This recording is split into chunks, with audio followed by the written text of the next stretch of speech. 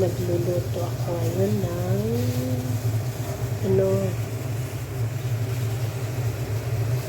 chop suey. Teka lang ha, kuha ko ng oil. Nagamit kong oil is this one, olive oil. Panggisa ko is olive oil. Teka lang ha.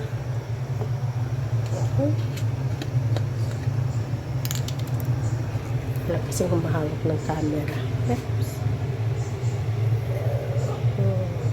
Natin ng oil.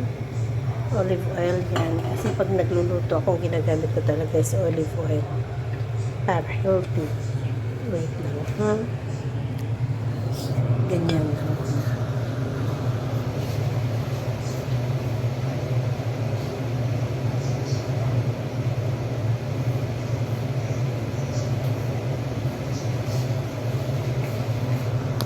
Tapos lagyan ko.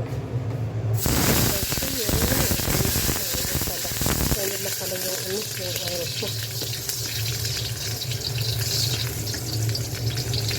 Tapos, sibuyas lang yan. Saka, kamatis. Give yung kamatis ko.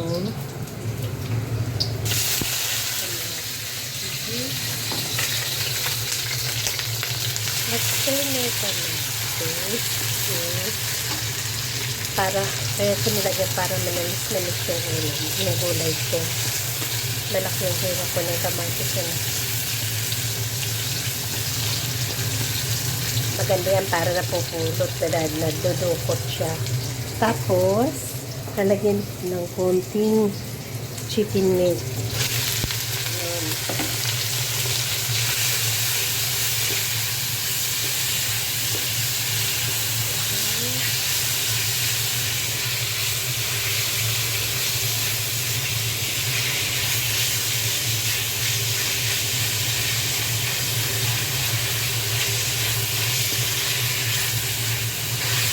Pagkatapos,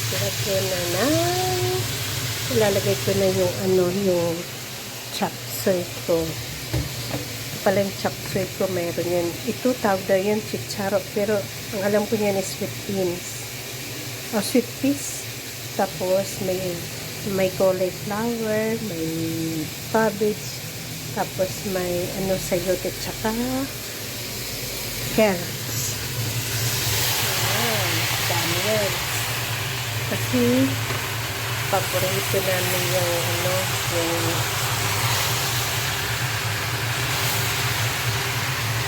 chop suey. Malaki yung ko rin, yung hiwa sa para hindi madurog sa cauliflower. Walang broccoli kasi naubos na yung broccoli ko. Ito lang yung cauliflower, sayote, cabbage, carrots, tsaka chicharo or sweet peas. Tika lang. Kuha ako dito ng asin. Lalagyan natin siya ng salt. Nandun pa yung mga basura ko. Hindi pa natapon. Lagyan natin ng hindi masyadong baka mamaya mag-aalat. Baka maalat siya.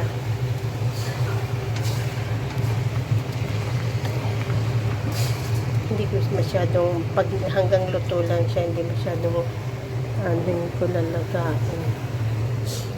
Kasi para na yung nilagang tika. Ito ko muna pinalagyan para makita niyo. Saan na ba yun? Hindi yung linuluto ko pala dun. Tika. Kasi wala gumawag ng cellphone ko eh.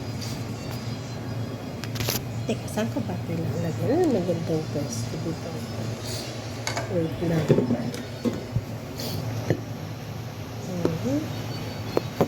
Ayun. Tapos lagyan ko pa yan ng sabaw. Talasa ko yung sabaw pang talasa.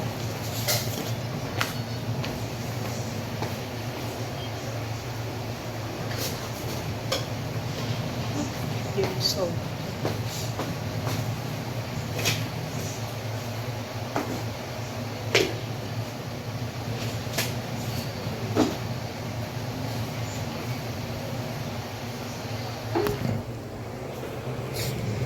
Tapos lagyan natin. Ilahatin mo sa kasasabaw.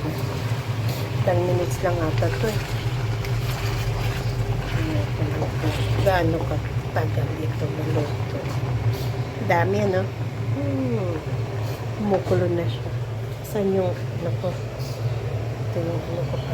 Takpan ko muna bago matapon. Yung virgin coconut.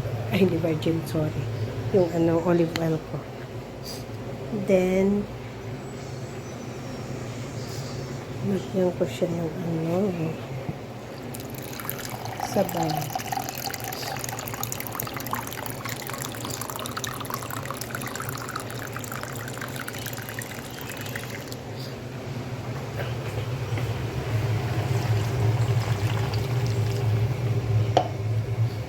Kaya, kasya na yung sabaw ko. Baka mamaya kulangin ito eh.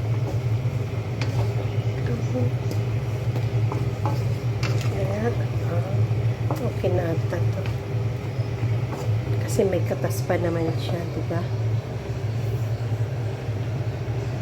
So, pakukuluin natin yan. Pag kumulo na, hihinaan ko yung apoy. Yan. Malakas ang ano. Parang hindi, wala naman yan apoy. Parang ano lang siya, parang yung paglito.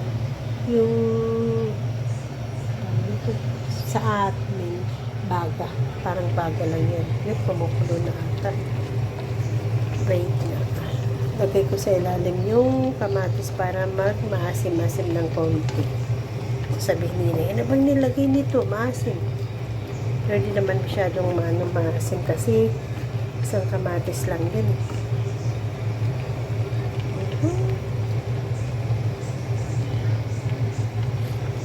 Tapos, hindi na ako magluluto ng ano. May ano pa kami dito. May dugo pang manok. Hindi na ako magluluto ng isda. Mamaya makikita nyo yung finished product niyan. Pag naluto nyo, papakita ko sa inyo.